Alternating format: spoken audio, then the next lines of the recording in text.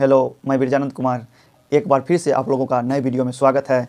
आइए तो फिर से एक बार हम लोग एक नए सब्जेक्ट यानी कि होम साइंस गृह विज्ञान के महत्वपूर्ण क्वेश्चन को देखेंगे, जो कि 2025 के बोर्ड एग्जाम में आप लोगों के लिए बहुत ही लाभदायक सिद्ध होने वाला है। अगर आप इसको पढ़ के जाते हैं तो आपको ज़रूर लाभ मिलेगा। इसी तरह आप लोग देख सकते हैं पैटर्न, और जो है आप लोग पैटर्न एक बार यानी कि ज़रूर देखें किस तरह का है। हूबहू जो है बोर्ड एग्जाम में जिस तरह पूछा जाएगा सेम उसी तरह हम लोगों ने आप लोगों की सुविधा के लिए, आप लोगों के लाभ के लिए हम लोगों ने तैयार किया है, जिससे आप लोगों को कोई दिक्कत ना हो बोर्ड एग्जाम में। इसी तरह देख सकते हैं इंस्ट्रक्शन, और जिस तरह हूबहू जिस तरह जो है बोर्ड एग्जाम में रहेगा उसी तरह क्वेश्चन बनाया गया है।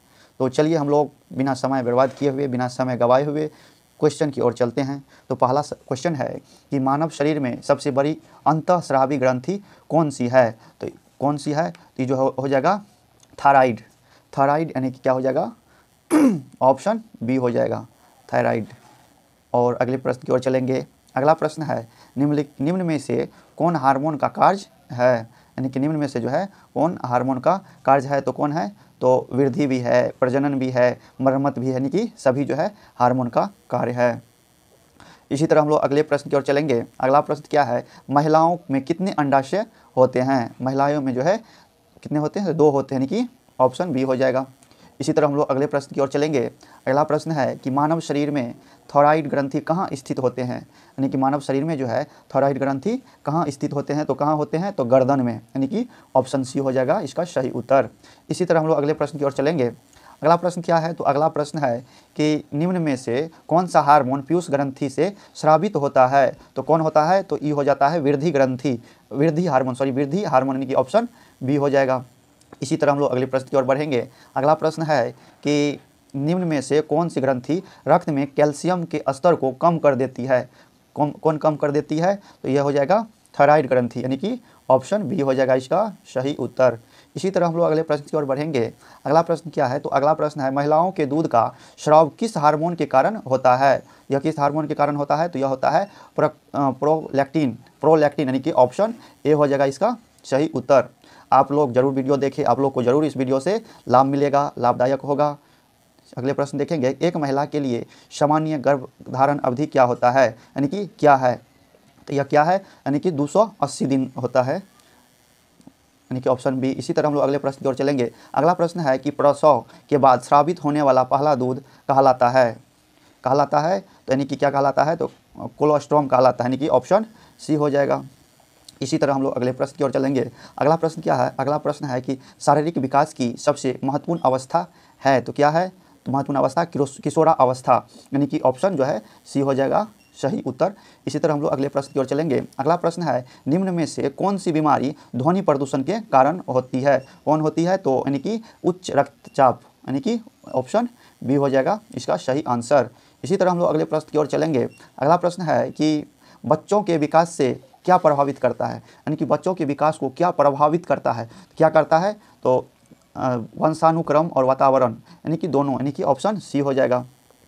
इसी तरह हम लोग अगले प्रश्न की ओर चलेंगे। अगला प्रश्न है कि मनुष्य में गुणसूत्रों की संख्या कितनी होती है?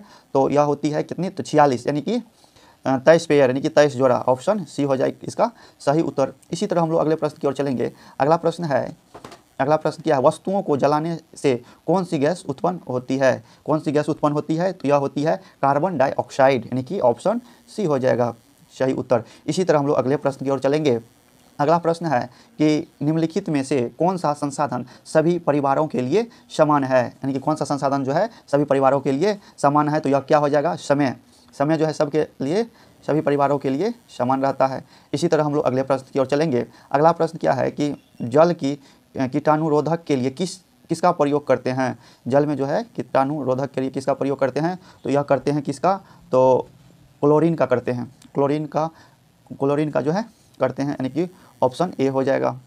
इसी तरह हम लोग अगले प्रश्न की ओर चलेंगे। अगला प्रश्न क्या है? अगला प्रश्न है निम्नलिखित में से कौन प्राकृतिक तंतु है? तो यानी कि रेशम भी है, ऊन भी है, सूत भी है, यानी इसमें से सभी जो है प्राकृतिक तंतु है, यानी कि ऑप्शन डी हो जाएगा। इसी तरह हम लोग अगले प्रश्न की ओर चलेंगे। तो अगला प्रश्न क्या है?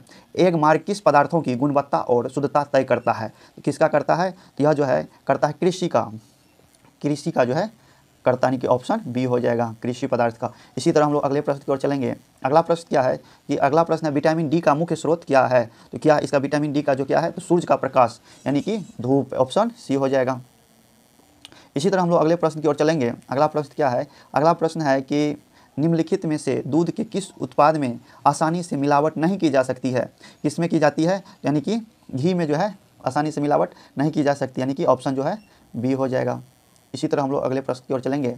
अगला प्रश्न है कि आहार्य फाइबर सहायता करता है, आहार्य फाइबर जो है सहायता करता है, तो यह जो है करता है क्या चीज़ में, कब्ज की रोकथाम में यह जो है सहायता करता है, यानी कि ऑप्शन बी हो जाएगा इसका सही उत्तर। इसी तरह हम लोग अगले प्रश्न की ओर बढ़ेंगे। अगला प्रश्न है नमक में कौन सा खनिज मिलाया जाता है। तो ये तो सबको पता होता है, किसको, यानी कि आयोडीन रहता है, यानी कि ऑप्शन बी होगा। इसी तरह हम लोग अगले प्रश्न की ओर चलेंगे। अगला प्रश्न है निम्नलिखित में से किस धब्बा को छुड़ाना सबसे कठिन है। किसको छुड़ाना सबसे कठिन है, तो यह किसको हो जाएगा, चिकनाई के धब्बे में, यानी कि सफ़ेद में छुड़ाने में जो सबको जो है कठिन होता है, यानी कि ऑप्शन डी हो जाएगा। इसी तरह अगले प्रश्न की ओर चलेंगे। अगला प्रश्न देखेंगे कि सेलेनिन नामक विष पाया जाता है। तो सेलेनिन नामक विष पाया जाता है किस में, तो यह हो जाएगा इसका आलू के हरे रंग में, यानी कि सही ऑप्शन ए हो जाएगा, यानी कि आलू के हरे रंग में। इसी तरह हम लोग अगले प्रश्न की ओर चलेंगे। अगला प्रश्न है कि कोनून से कौन सा रेशा प्राप्त होता है। कोनून से कौन सा रेशा प्राप्त होता है, तो रेशम, यानी कि ऑप्शन सी हो जाएगा। इसी तरह हम लोग अगले प्रश्न की ओर चलेंगे। अगला प्रश्न क्या है, तो अगला प्रश्न है सुजनी कढ़ाई का काम किस राज्य से संबंधित है, या किस राज्य से संबंधित है, तो यह संबंधित जो है अपना राज्य बिहार से है, यानी कि ऑप्शन सी हो जाएगा। इसी तरह हम लोग अगले प्रश्न की ओर चलेंगे। अगला प्रश्न क्या है कि इनमें से कौन मिश्रित वस्त्र है। इनमें से जो है कौन जो है मिश्रित वस्त्र है, तो कौन है, तो यानी कि टेरिकॉट, टेरी सिल्क, उसके बाद जो है कॉट्स वूल, यानी कि इनमें से सभी जो है क्या है मिश्रित वस्त्र है, मिला जुला हुआ, यानी कि ऑप्शन डी हो जाएगा इनमें से सभी। इसी तरह हम लोग अगले प्रश्न की ओर चलेंगे। अगला प्रश्न क्या है कि पारिवारिक साधनों का समुचित उपयोग कहलाता है। समुचित उपयोग कहलाता है, क्या कहलाता है, तो यह कहलाता है गृह प्रबंध जो है कहलाता है समुचित उपयोग। इसी तरह हम लोग अगले प्रश्न की ओर चलेंगे। अगला प्रश्न है कि निम्नलिखित में से कौन सा कार्य सबसे अधिक थका देने वाला है। तो कौन सा काम थका देने वाला है, तो खाना बनाना जो है अधिक थका देने वाला कार्य है। इसी तरह हम लोग अगले प्रश्न की ओर चलेंगे। अगला प्रश्न क्या है कि ट्रिप्सन किसके पाचन में मदद करता है। ट्रिप्सन जो है किसके पाचन में मदद करता है, तो यह करता है किसके में, तो यह करता है प्रोटीन के पाचन में मदद करता है, यानी कि ऑप्शन बी हो जाएगा। इसी तरह हम लोग अगले प्रश्न की ओर चलेंगे। अगला प्रश्न क्या है, कौन सा पोषक तत्व ऊर्जा को नहीं देता, कौन सा पोषक तत्व ऊर्जा नहीं देता है, तो कौन सा नहीं देता है, कौन सा, तो यानी कि जो हो जाएगा विटामिन, यानी कि ऑप्शन डी विटामिन जो है ऊर्जा तत्व जो है पोषण तत्व नहीं देता है। इसी तरह हम लोग अगले प्रश्न की ओर चलेंगे। अगला प्रश्न है मांड यानी कि स्टार्च किस कपड़ों में लगाया जाता है। किस कपड़ों में लगाया जाता है, तो यह लगाया जाता है सूती कपड़ों में, यानी कि ऑप्शन बी हो जाएगा इसका सही उत्तर। इसी तरह हम लोग अगले प्रश्न की ओर चलेंगे। अगला प्रश्न क्या है, अगला प्रश्न है निम्न में से कौन सा कीड़ा कपड़ों को नुकसान पहुंचाता है। कौन सा पहुंचाता है, तो यह पहुंचाता है सिल्वर फिश, यानी कि ऑप्शन डी।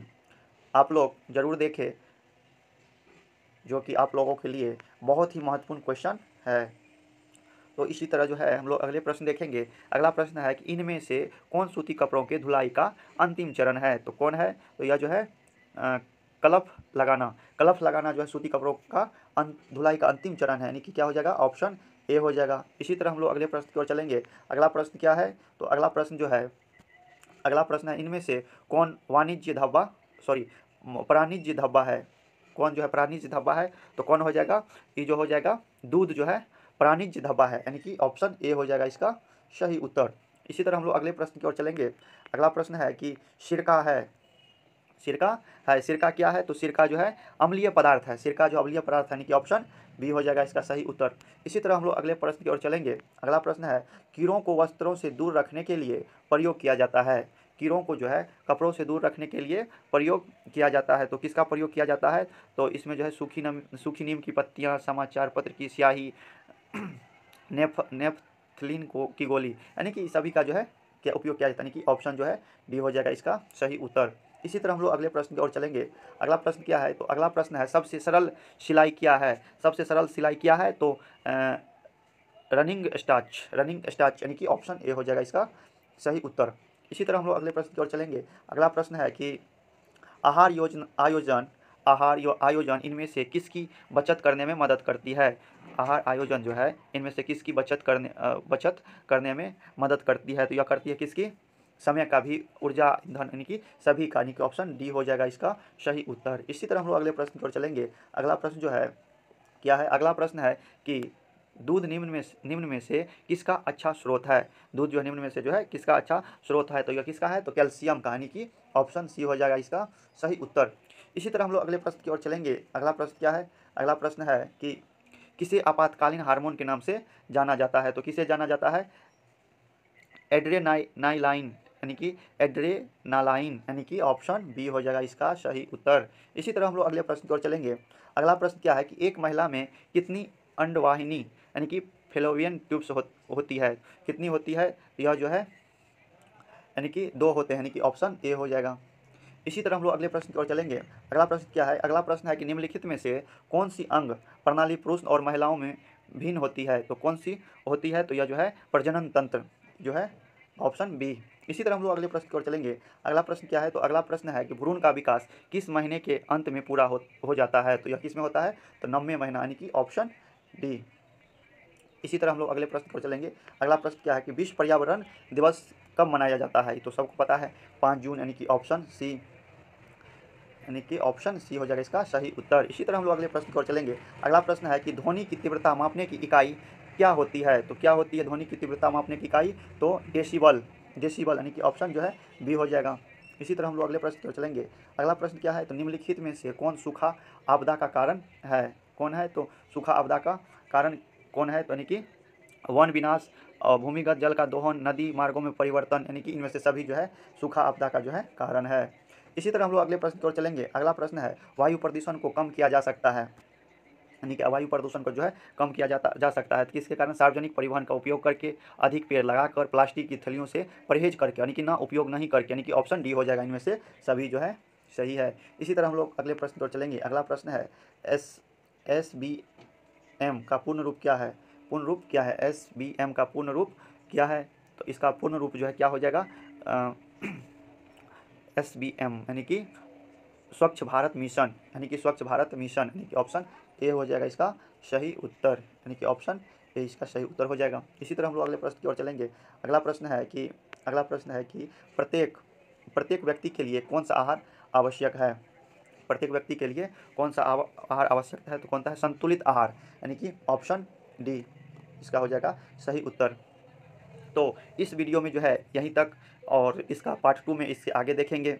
और आप लोग वीडियो ज़रूर देखें, जिससे आप लोगों को 2025 में बोर्ड एग्ज़ाम देने में बहुत ही मदद मिलेगा। और थैंक यू।